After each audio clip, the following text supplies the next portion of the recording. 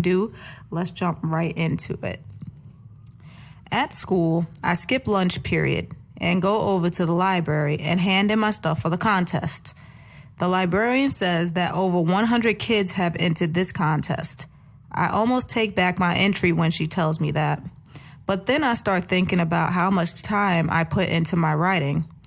I ain't got nothing to lose, I tell myself. I'm almost out the door when I see some books on the table. They're poetry books, so I sit down and look at them for a while and think about Daddy all over again. Working in the principal's office has got its benefits. You get to see and hear everything. Like parents coming in to tell Mr. Pajoli off. Juju came by today. She didn't have an appointment. But she wouldn't leave, so they pulled Miss Saunders out of class and got somebody else to cover her for a while. Before Miss Carroll can open her mouth to speak, Juju is screaming loud as anything. She's saying her sister is failing because of Miss Saunders. Mr. Pajoli comes rushing out of his office asking Juju to quiet down. He puts out his hand and introduces himself. Juju looks at his hand like dirt's on it. She ain't gonna shake it. He asks her to calm down. She won't.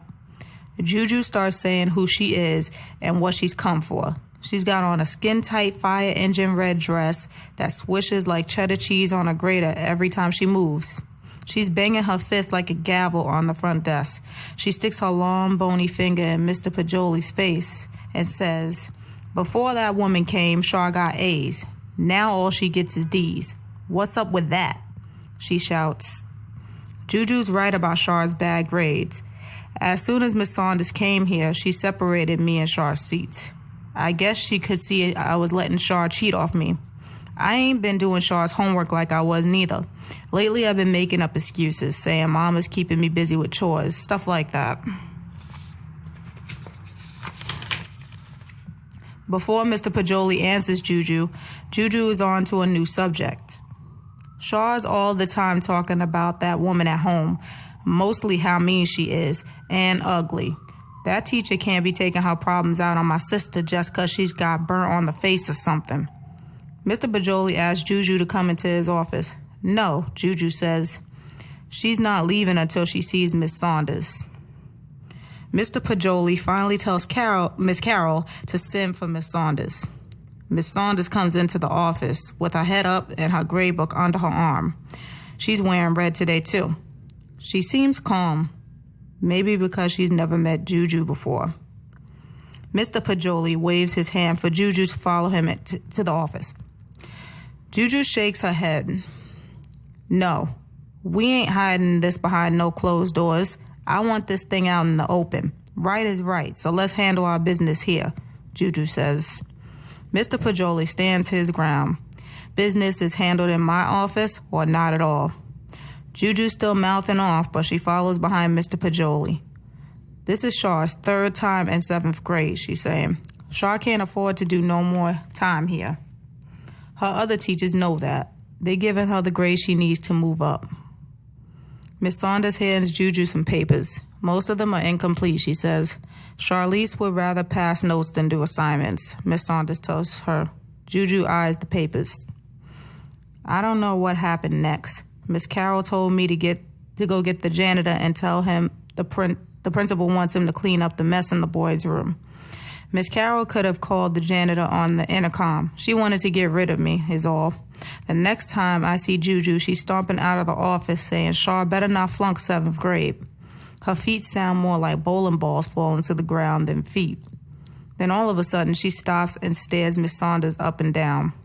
You don't know what you're doing. You never even taught kids before. You flunked my sister, you won't teach nowhere else. I know people, big-time people, she says, walking out of there. Any further ado, let's jump right into it. Miss Saunders doesn't know what she did, pissing off Charlize and Juju. Now all Shar does is talk about getting back at Miss Saunders. She ain't joking neither. Last year, when the gym teacher flunked her, Shar ripped a hole in the top of her convertible. Hot glued another teacher's grade book together when he told her sister she was missing too much class. Me and Shar and the twins are hanging out behind the school when Shar says Miss Saunders is going to get it the worst. that we're gonna meet tomorrow at school at the crack of dawn to start messing up Miss Saunders. I'm watching the sky. Lightning is flashing across it like God is trying out his electricity. And the clouds are black, like rain's gonna pour any minute. I'm scared of storms. Shar ain't. She loves watching rain beat on people and lightning chase people inside. We're gonna jack Miss Saunders up, she says, putting another coat of blueberry grape nail polish on her nails. Sorry. I hate that ugly woman. Hate her. I think about telling Shar about the conversation I heard between Miss Saunders and Ty in the auditorium, but I don't. I ain't no squealer. Never was, never will be. Give me 5, Raina says, walking over to Shar, ignoring me. What's shaking? Shar tells Raina how she's gonna get even with Miss Saunders. It's payback time, Shar says, laughing out loud. I ignore them and keep watching the sky. You know that big globe Miss Saunders got in her room? The one she says costs all that money? Well, that's gonna be the first to go, Shar says. Gonna carve that sucker in 2, like a Thanksgiving turkey. Raina and Rais slap each other 5 and talk about spray painting the walls. You gonna do all that just because you got an in-house detention? I ask. Shar and the twins turn away from me. I swallow hard. You been on detention before, Shar. Why you getting all crazy now? I ask. Shar keeps polishing her nails. Ain't nobody as ugly as Miss Saunders gonna be embarrassing me every time I turn around. Then go ragging on me to my sister Juju. I can't just let that go. Just wait. Tomorrow morning's just the beginning. I can't get in no more trouble with Miss Saunders, I whisper. Shut up, Malika, Rais says. Shar knows what she's doing. I sure do, Shar says, throwing her nail polish at my head. The bottle misses me, but breaks open on the steps. I can't get in no more trouble. That's all I know. I whisper, if things ain't bad enough already, here comes John McIntyre and his crew. The sky's gonna be as black as you in a minute, Malika, he says, looking up at the clouds. His friends thinks he's funny. They laugh and give him a few high fives. Then they start singing, Malika, Malika, we sure want to keep her. Shut up, Shar yells.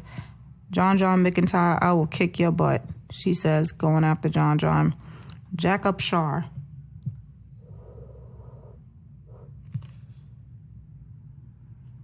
Sorry about that, guys. I have something on my arm. Jack up Shar, one of his friends says. Who she thinks she is coming at you that way? John don't say nothing. He just looks at Shar with a stupid smirk on his face. See you later, Midnight, he says to me. I can feel myself getting mad, my fists balling up at my sides. Then I remember a poem about midnight that I seen in one of those poetry books at the library. The words of the poem come tumbling in my head, and I start to smile. Midnight. At midnight, if you have eyes to see, there's beauty and there's majesty. Sweet brown babies tucked in at night, shooting stars bursting through the night. Strong, sturdy trees reaching for the sky, dancing and swaying to the moon's lullaby.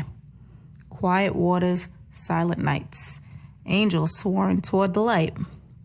At midnight, if you have eyes to see, there's beauty and there's majesty.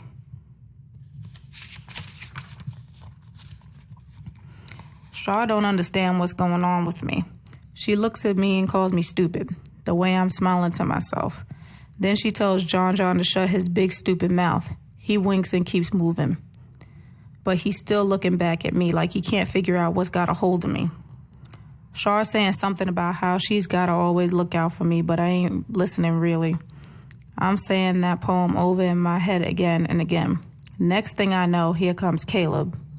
When Shar sees him, she starts talking real proper, all up in his face, telling him how she likes his braids. Asking the name of that cologne he's wearing. Hey, Malika, he calls to me, ignoring Shar. Caleb sure looks good, and he smells even better. He's got on a lime green African dashiki with tiny golden swirls stitched on it. He and me just stand there smiling at each other. Shar pushes herself between us. You can thank me for how good Malika looked, she says, snuggling up to Caleb. I bought them clothes for her. Gotta keep my girl looking good, she says, licking her lips. Caleb tries to peel Shar's fingers off his arms. It ain't easy. She's holding on tight. I've been thinking some more about what we talked about in detention, Caleb says to me, finally getting Shar off him and moving closer to where I am. I've been thinking about changing things around here, making things better, he says. What you mean, like scrubbing floors? I asked, wrinkling my nose. Some of us are getting together tomorrow to talk about ways to improve McClinton. You should come, Malika, he says, peeling Shar's hand off him again. Malika's busy, Shar snaps. Yeah, I say, busy. Come after you're done then, Caleb says. Shar busts out laughing. Sure, Malika will come after she's done. Me too. I'm coming too. We're all gonna help save the school, right, Malika? She says, shoving me so hard that I almost fall down. I'm half listening. I'm trying to figure out a way out of this mess. Ever since Shar came up with this plan of ruining Miss Saunders, I've been praying for God to give me a strong spirit like Akilma's and Kinjari's. Listen up, Malika, Caleb says, grabbing hold of my arm and whispering in my ear. Your girl Shar is whacked. You better stay clear of her before she ends up taking you down with her. Shar and me are friends, I say quietly. Yeah, right, Caleb says, shaking his head. Shar's the kind of friend that will get you locked up or shot up, he says, walking away. When Caleb is all the way down the street, I can still smell his cologne. I can still hear him warning me to stay clear of Shar. He don't know what he's saying. Though, you can't just stop being Shar's friend. She don't go for nothing like that. Malika, get over here, Shar screaming at the top of her lungs like I'm far away. My heart starts beating fast and wild. I know Shar's plan ain't gonna mean nothing but trouble for me. But I gotta go along anyhow. Nobody ever turns their back on Shar, not unless they're tired of living or something stupid like that.